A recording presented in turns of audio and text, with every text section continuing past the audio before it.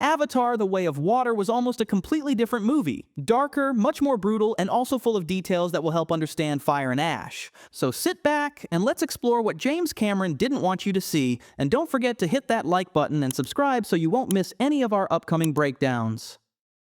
Date Night, Extended Cut. This first scene shows a rare quiet moment between Jake and Neytiri. The two enjoy a peaceful ride on their 𝐿 under a clear evening sky. No kids around, just them having fun together. It's a simple but sweet reminder that they still enjoy each other's company despite their busy lives. The next moment is exclusive to the extended cut. They land on one of the floating mountains and they start playfully teasing each other. Jake pulls Neytiri's tail and playfully chases her. When their eyes meet and their hands touch, they share a passionate kiss. Everything feels lighthearted and romantic. We cut to them cuddling, also seen in the theatrical cut, until they notice a new light in the sky. Way of Water doesn't often show this side of the Sully couple. Moments like this prove that they still care deeply for each other and are attracted to each other.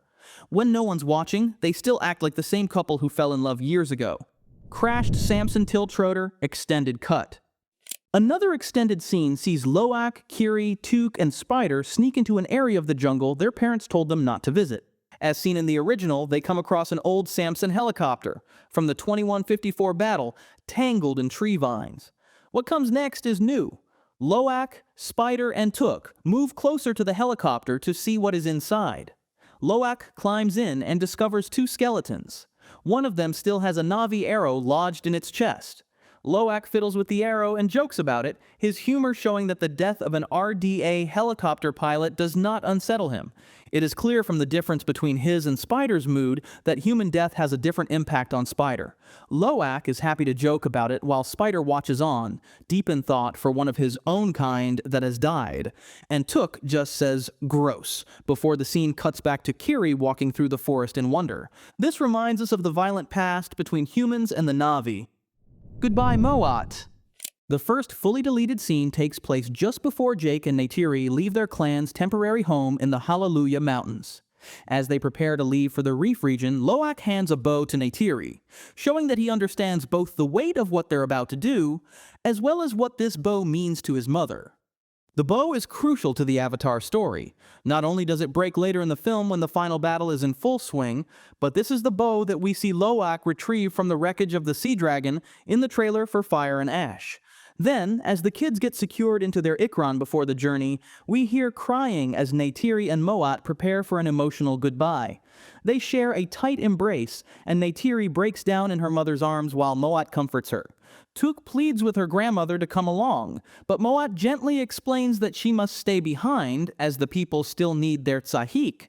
Took hugs Moat one last time, unable to let go easily. Neytiri rides an 𝐿𝐿, deleted scene.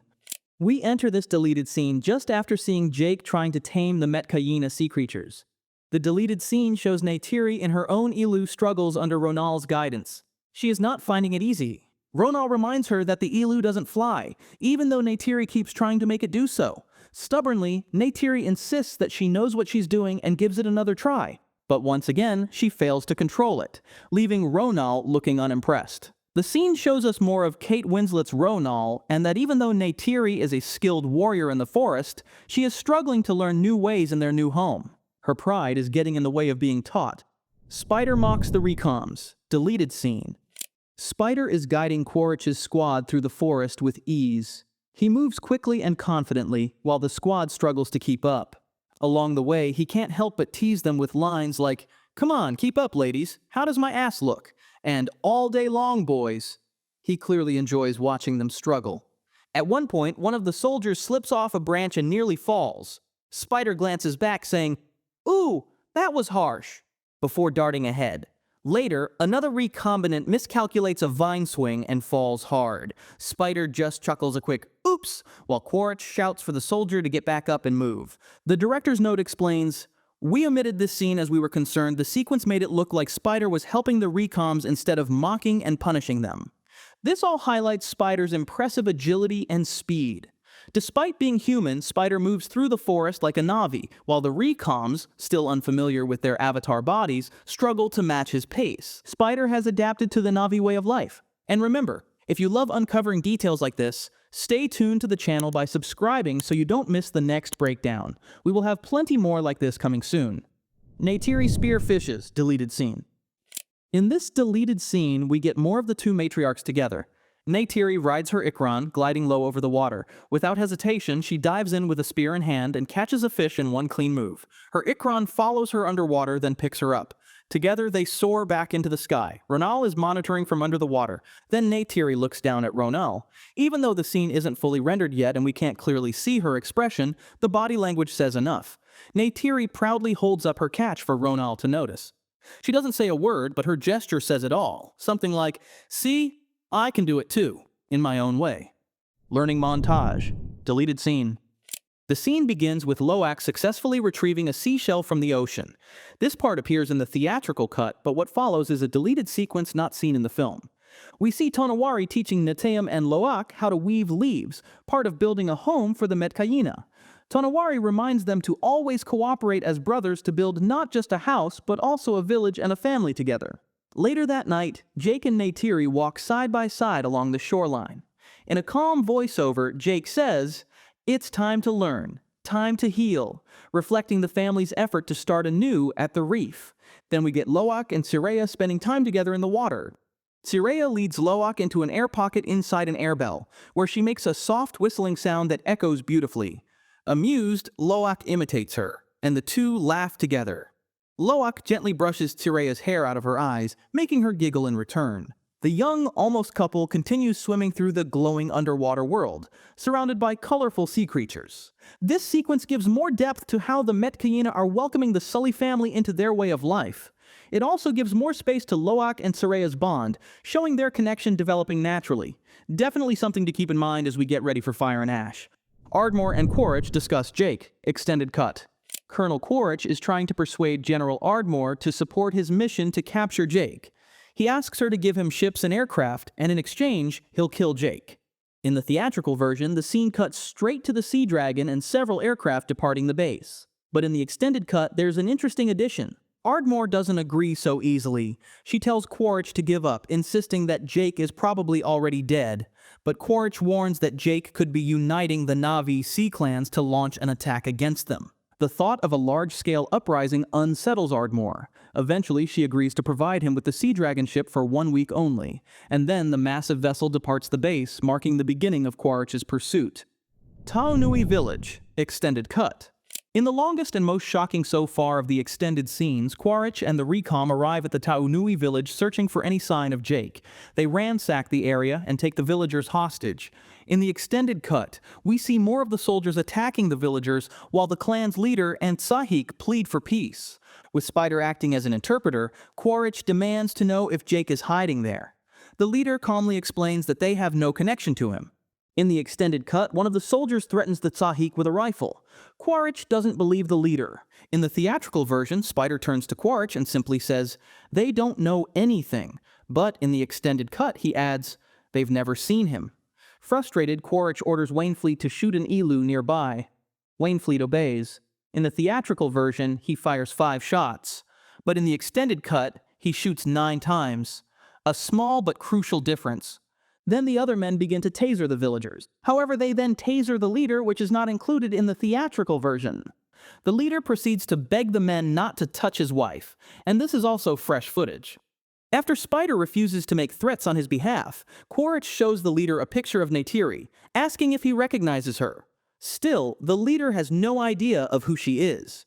Quoritch then orders one of his men to hit the leader. The soldiers continue beating the Na'vi as the leader tells his people to be calm, and this can only be seen in the extended cut.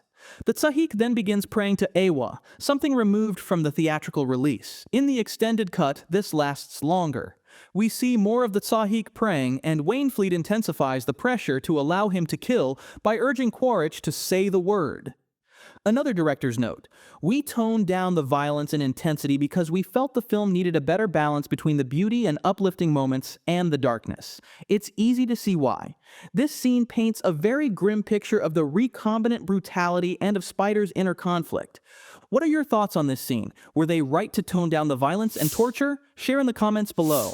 The tulkun hunt extended cut. Quoritch joins Scoresby and his crew on a tulkun hunt. It opens with the hunters preparing to depart from the sea dragon in smaller boats. They follow the signal from a tulkun tracker. The extended cut makes this a little longer, though there's nothing major added. As they close in on the pod, the team starts launching grenades into the water. Scoresby explains to Quoritch, in new information for us, that the blasts are designed to drive the tulkuns to the surface as their ears are extremely sensitive to sound. Back aboard the sea dragon, Garvin tells Spider that the tulkuns are lifting their echolocation sensors above the water to protect themselves from the noise. In the extended cut, Spider asks if it hurts, and Garvin replies, "It's agony for them." Meanwhile, the hunters push forward and begin activating their sound cannons.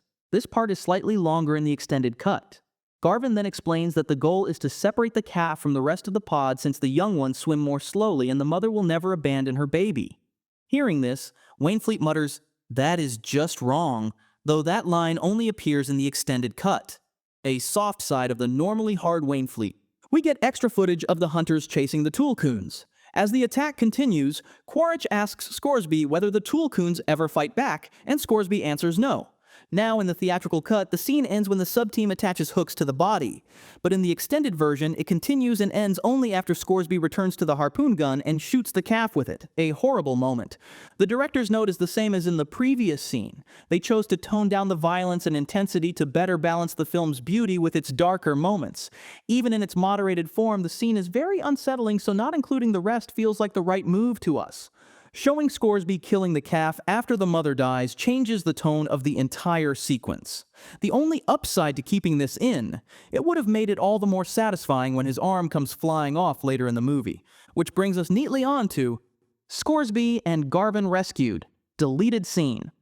This deleted scene unfolds in the middle of the main battle. After Quoritch handcuffs 𝐿𝐴𝐻𝐿, the focus shifts to the tulkun hunting crew who are saving Scoresby. He's fallen into the sea and just lost the aforementioned arm in the chaos. The RDA men manage to pull him back onto the boat. Meanwhile, Garvin swims back to the vessel, assessing the situation as the crew scrambles to regain control. Scoresby was assumed dead in the theatrical cut, as we did not see him again. But now we know that he is likely still alive, and knowing 𝐏𝐚𝐧𝐝, we will be seeing more of this character in Fire and Ash. Perhaps the tulkun will be able to exact a lasting revenge on him and Garvin. Parents from Hell. Extended cut. A huge scene now which only makes us more excited for Fire and Ash, if that is possible. This is during the climactic final battle, following 𝐿𝐴𝐻𝐿's death, when Jake is trying to save Kiri and took from Quoritch. As the ship begins to sink, he pushes forward. Neytiri joins in. She tears through the wreckage, attacking all in her path. We get a brief new shot of Jake shooting one of the ship's crew members, which isn't shown in the theatrical cut. The fight continues, with Jake and Neytiri working together to take down Quoritch's men, and the extended cut adds another moment where Jake deploys the machine gun. Then comes an incredibly intense sequence where Neytiri faces the remaining enemies alone. She goes completely wild, filled with rage, and attacks every crew member she finds. The extended cut significantly intensifies this moment. We actually see her stabbing one man repeatedly. She then moves to another enemy who begs for mercy, but she ignores him and continues stabbing him over and over. This stands in sharp contrast to the theatrical version, where she stabs each person once and moves on. Quoritch has now taken Kiri hostage. This unfolds the same way in both versions. Jake surrenders his weapons, Spider interrupts, and Neytiri suddenly appears and seizes Spider. What we have seen before is Neytiri pressing a knife against Spider's throat. She doesn't even hesitate to slit Spider's chest. As she raises the blade to stab him, Quoritch panics and lets Kiri go. Now here's where things get interesting. In the extended version, she holds onto Spider and slowly brings the knife closer to his throat. Seeing this, Jake and Kiri plead with her to stop, but she's beyond reasoning. She hisses at them instead. Then her eyes lock on Quoritch's and she snarls, "A son for a son." Again, Jake tries to calm her, but Neytiri just repeats the same line, "A son for a son." Only after Jake's gentle persistence does she let him take the knife and free Spider. They then back away from Quoritch, just like in the theatrical cut. This scene would have made a significant difference on the final film, as it shows an incredibly raw, vengeful, and emotional side of Neytiri that we've rarely seen before. Her composure breaks as she's consumed by grief and anger after losing her son. Everything she does in this moment, her violent outburst, her rage, and even her willingness to take Spider hostage, comes from the unbearable pain of a mother's loss. And that's a wrap on the Avatar: The Way of Water deleted and extended scenes. Every frame of the film tells a story, especially those we never saw on screen. If you enjoyed this breakdown, please give it a like. Subscribe for more cinematic deep dives and share it with a fellow Avatar fan. Thank you for watching and see you in the next video.